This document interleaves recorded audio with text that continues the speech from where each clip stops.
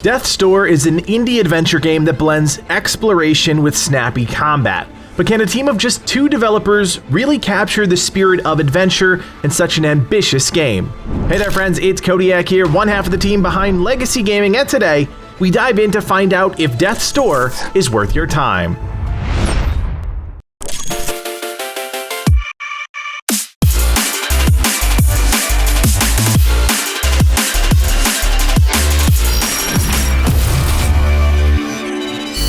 Before we start, I want to thank Acid Nerve and Devolver Digital for providing us with an early access copy of Death's Door. This game has been on our radar for quite some time. When Death's Door was first revealed, we were immediately captivated by the art style, which managed to stand out amongst a sea of other indie titles.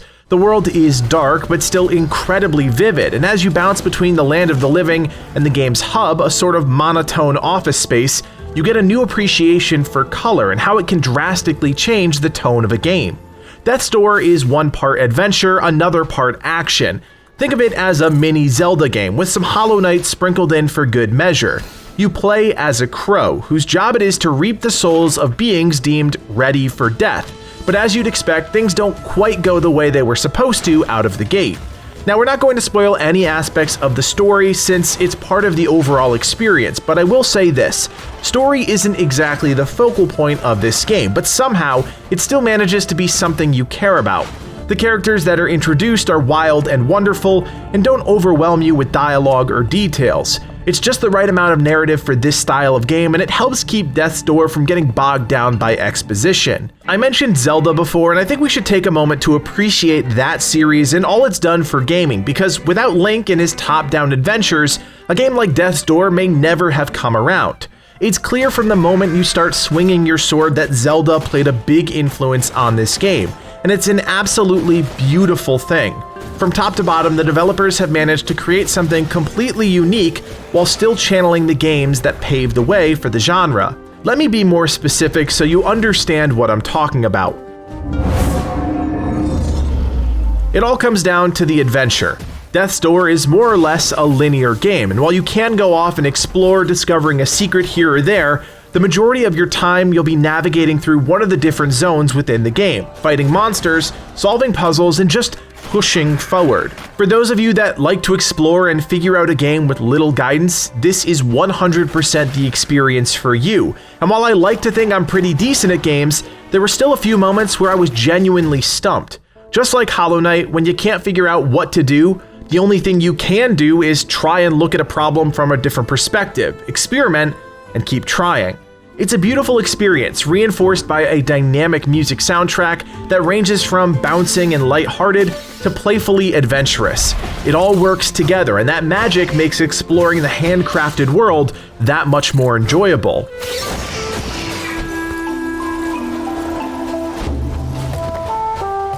It's a nice change of pace, exploring something created intentionally as opposed to procedurally generated, and it shows that those types of experiences are still viable even by 2021 standards.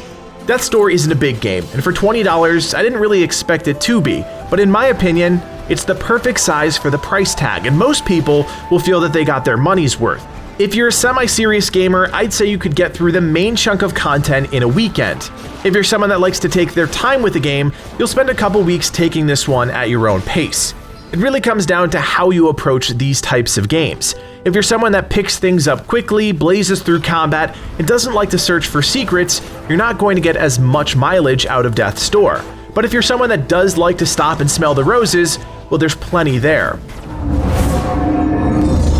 The exploration and adventure aspects of the game are top-notch and rivals some of the best the genre has to offer, but it's the action combat that really makes Death's Door something special. For starters, your character is responsive to a fault, and not once did I have any problem navigating, maneuvering, or just generally moving my little crow where I wanted him to go.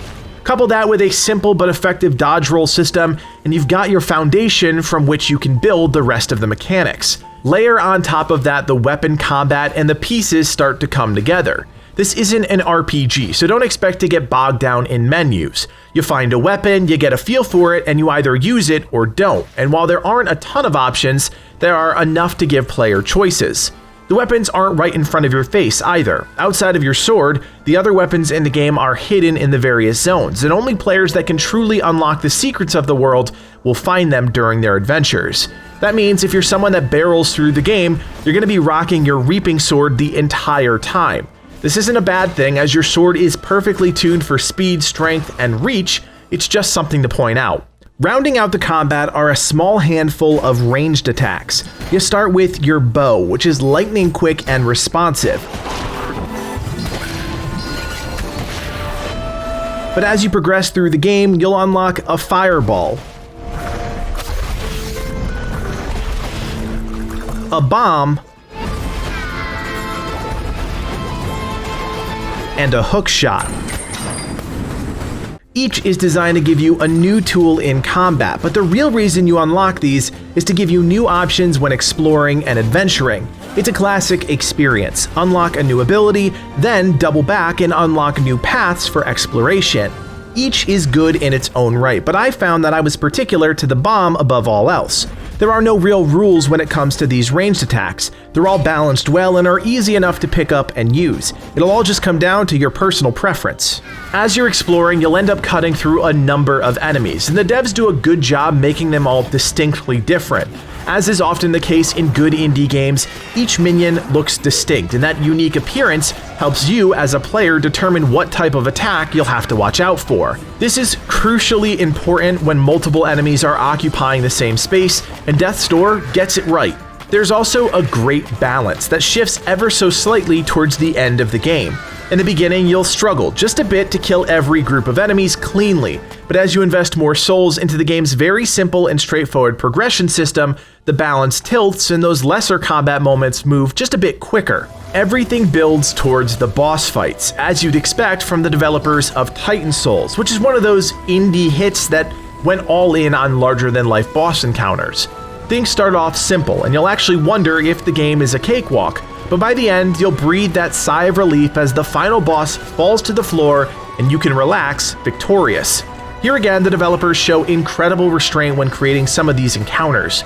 Simple mechanics are perfectly executed and animated, and while it's not overly complicated, the difficulty always ramps up, and it's that 1 second of hesitation or bad timing that can mean the difference between life and death. I never felt like I was cheated out of a kill. If I died, it was of my own volition, which made getting the kill that much sweeter.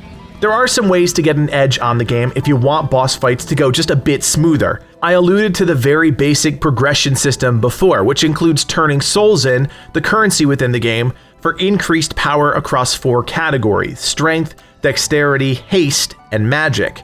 Increasing them does exactly what you think they do, and what I love is that these don't make you a god amongst crows, just help tip the scales in your favor.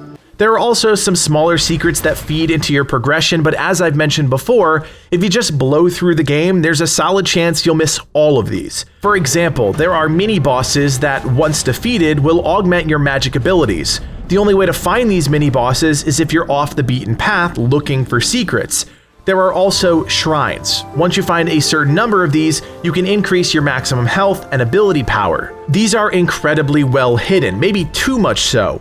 These sorts of upgrades are supposed to help players get an edge, but if the players can't find them, well, they'll most likely just end up giving up and getting good. It's one of those developer decisions I don't necessarily agree with, but respect, because Death's Door isn't about to hold your hand.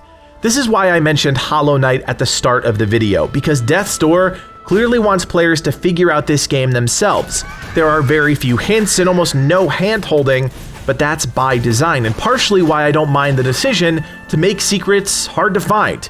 They are secrets after all. If you can't tell, I absolutely loved my time with Death's Door. Acid Nerve, the developers, have managed to create something incredibly simple yet satisfying, and that truly solidified once I beat the game. In all honesty, and I kid you not, this is one of the best indie adventure games of the last few years, and while it may not be for everyone, it's certainly a standout. Death's Door is without a doubt a title worth your time, and for just $20, players on the PC and Xbox will be able to immerse themselves in this strange little world filled with mystery, wonder, and so much more. We hope this video helped you figure out if Death's Door is worth your time. If you enjoy this series and you want more worth your time reviews in your feed, go ahead and hit that thumbs up and consider subscribing. If you choose to pick it up, I'd love to hear your thoughts on the game, either in the comments section below or head on over to our Discord. Our community of nearly 7,000 members is spread across dozens of great games, so if you're looking for some awesome people to hang out with, stay up to date with our videos and consider becoming part of the legacy.